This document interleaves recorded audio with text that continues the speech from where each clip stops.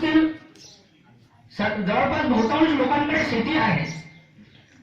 आणि तसंच मला असंही अपेक्षित आहे की या गावामध्ये सार्वजनिक किंवा सरकारी किंवा नैसर्गिक पाण्याचं साधन असेल, पाण्याचा स्रोत असेल, मग ते तलाव स्वरूपाने असेल, नदी स्वरूपाने असेल किंवा आणखी कुठलेही नॅचरल रिसोर्स म्हणजे ज्याला आपण नैसर्गिक संसाधन म्हणतो, जिथून पाणी आपण शेतीसाठी घेऊ शकतो, अशा प्रकारचं संसाधन असेल किंवा आहे.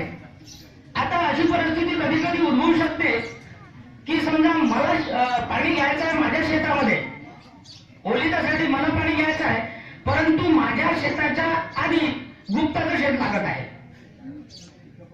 आणि मला गुप्ताच्या शेताला क्रॉस करूनच पाणी घ्यायचं आहे. त्याच्याशिवाय मी माझ्या शेतामध्ये त्या नैसर्गिक जे काही पाण्याचा साठा आहे तिथून पाणी घेऊ शकत नाही. तर त्याच्यासाठी माध्यम एकच आहे की मला गुप्ताच्या शेतातून पाणी घ्यावं लागेल. आता पाणी घेण्याच्या दोन पद्धती आहेत.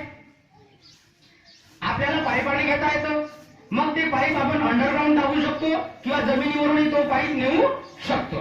अशा सध्या दोन पद्धती आपल्याजवळ आहेत. मग आता गुप्ताच्या शेतातून मला पाणी घ्यायचं आहे, तर मी सुरुवातीला गुप्ताशी संपर्क करणार की बाबा मला पाण्यासाठी माझ्या शेतात